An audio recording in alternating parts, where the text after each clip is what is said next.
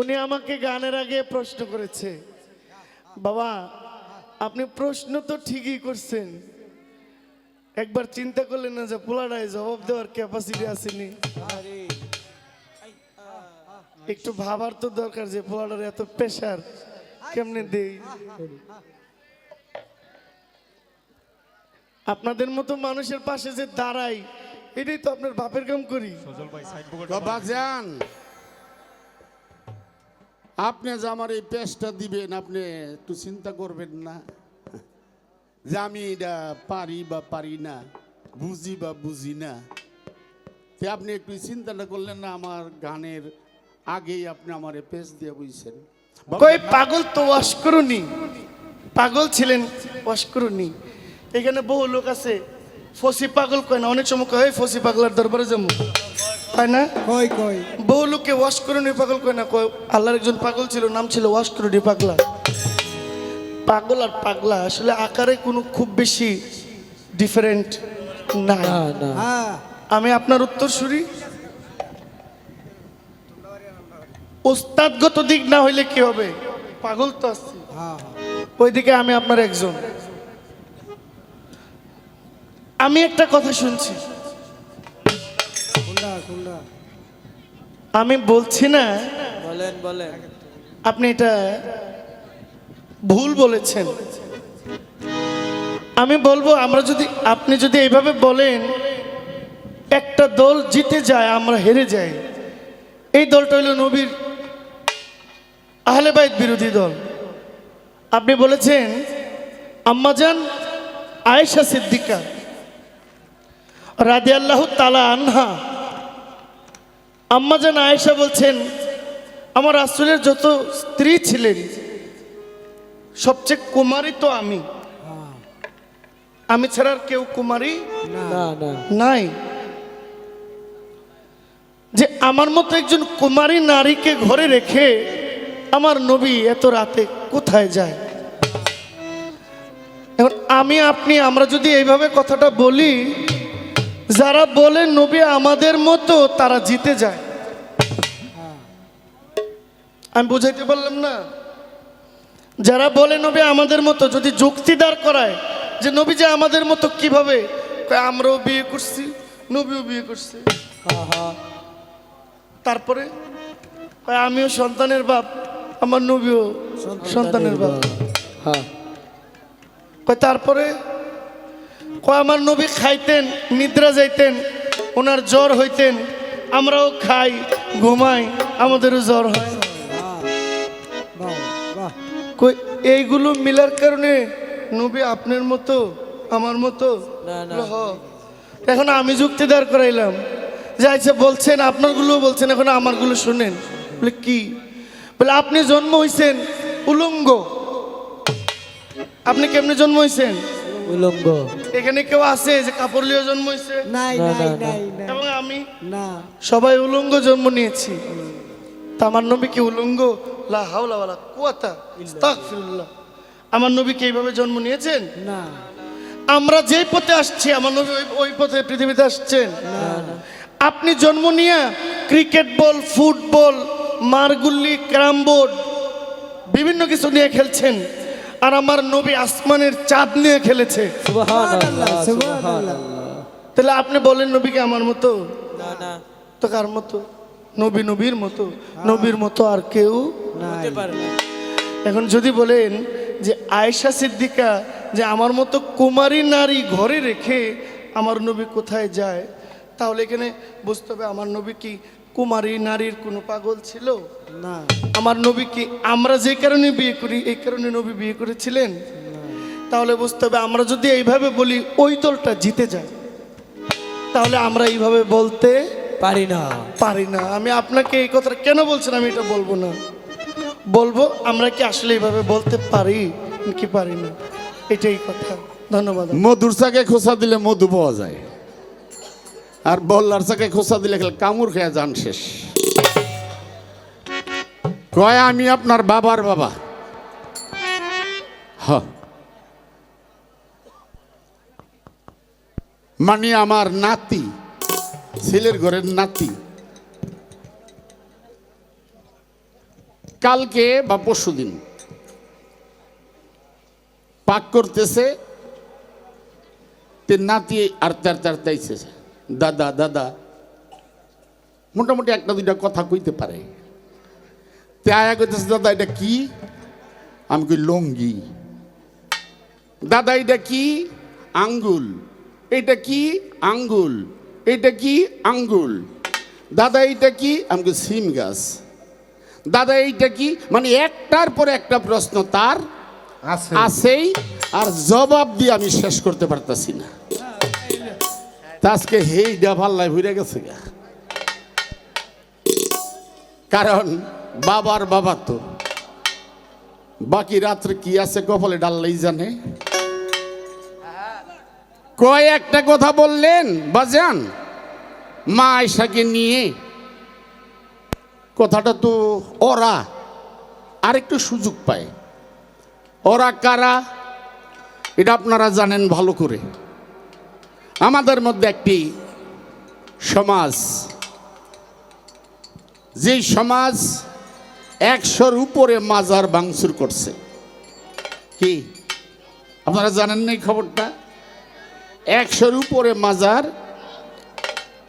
অন্যান্য ডিস্ট্রিক্টটা বাদ দিলাম, আমাদের গাজীপুরের কথাটাই বলি। এই যে আজকে যাকে স্মরণ করি পবিত্র উরুস, বাবা ফসি পাগলার মাজারটা, কি আপনারা অনেকে দেখছেন না কি অবস্থাটা? তো যদি এগুলো করে থাকে তারা কারা? এই যে বলছে ওরা, ওরাই তারা, ওরাই তারা বলছে না বাজান, এই কথাটা বললো ওরা আর একটু সুযোগ পায়, ওরাই তারা। তে আপনি বললেন আয়েশা, মা আয়েশার কথাটা। বাবাজি,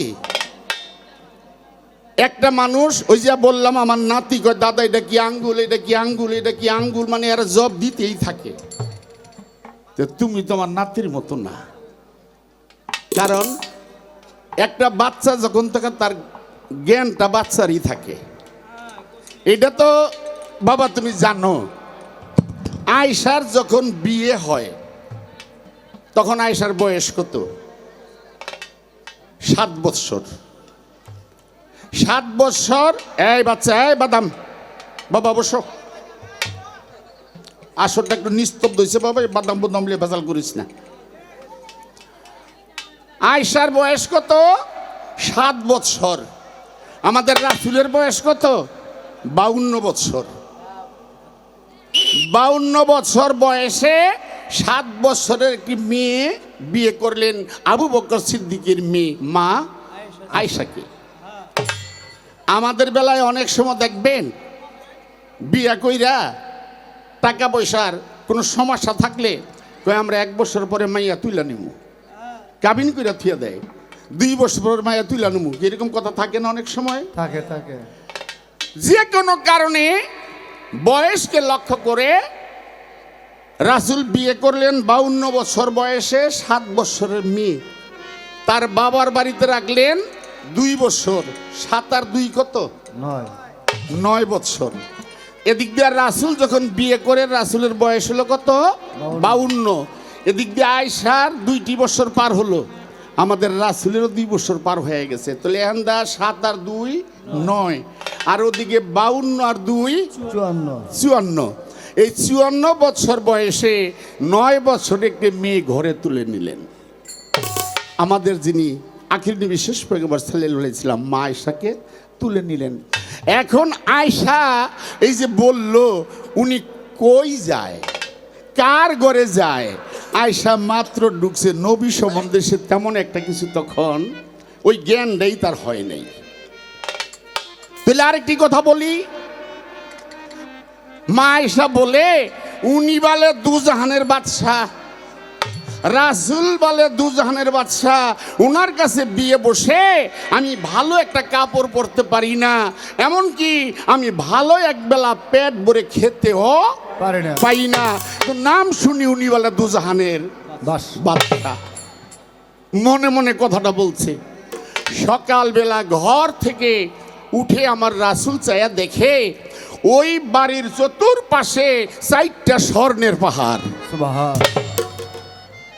4টা স্বর্ণের পাহাড় রাসূল দেখে মা আয়েশাকে ডাকলো, আয়েশা এদিকে আসো, চায়া দেখো তো। ডাইনে বামে চায়া দেখে ঘরের চতুর্পাশে 4টা স্বর্ণের পাহাড়। সাথে সাথে কহি, আল্লাহ রাসূল, আমি বুঝতে পারি নাকি, আমাকে ক্ষমা করে দিবেন। আমি মনে মনে ভাবছিলাম কার কাছে বিয়ে হইলাম, এক বেলা পেট ভরে খেতে পাই না, ভালো একটা কাপড় পরতে পারি না, আমি মনে মনে বলছিলাম। আমার রাসূল বলল, আয়েশা রে, আমি যদি দুনিয়ার বাদশাহী চাইতাম আল্লাহ আমাকে বাদশাহী দিতেন। আমি পৃথিবীর কোনো বাদশাহী চাইনি, আমি এক চেয়েছি আখিরাত আমার পাপী তাপী উম্মত যেন আমি উদ্ধার করতে পারি। আমি পৃথিবীর কোনো বাদশাহী চাইনি। দুহাত তুলে রাসূল বলল, আল্লাহ, আয়েশা বুঝতে পারে নাই, তোমার সে পাহাড়গুলো তুমি গায়েব করে নাও। সাথে সাথে যেমনির পাহাড় এমনি আবার গায়েব হয়ে গেলেন, আর পাহাড় রইলেন না। তাহলে ওই যে বয়সের একটা তারতম্য আছে। ওই যে আয়েশা বলছে যে উনি কেমন মানুষ, কার ঘরে যায়, তখন বয়স হলো মাত্র 9 বছর, তখন ওই সুস্থ জ্ঞানটা তার মধ্যে ওই মুহূর্তে ঢুকে নাই। যদি আরো বলতে চাই, আল্লাহর বাণী কোরআনের মধ্যে বিবি আয়েশার সিগনেচার আছে। কার? আয়েশার সিগনেচার আছে কোরআনে।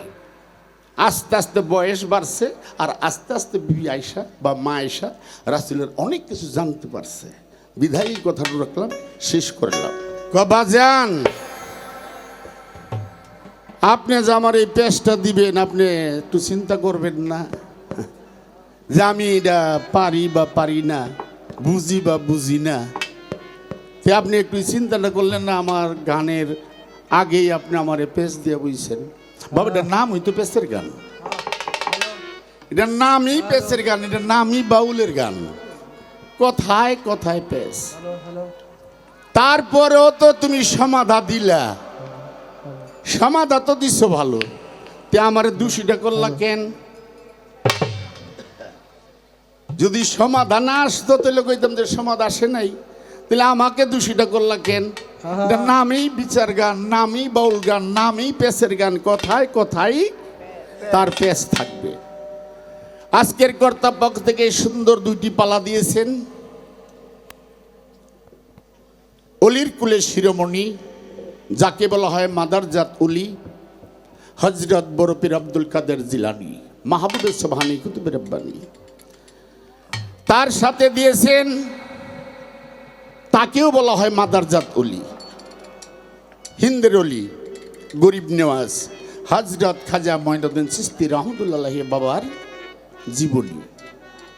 তাতে কর্তা পক্ষ থেকে ভাগ করে দিয়েছেন। আমি অধম পাগল মনির আমাকে দিয়েছেন বরপী সাহেবের জীবনী, বাংলাদেশের মধ্যে তরুণ গায়ক জহির পাগলা, তাকে দিয়েছেন খাজা বাবার জীবনী, বড় সুন্দর। দুটোটাই আল্লাহর অলির কাহিনী, অলির জীবনী। দোয়া করবেন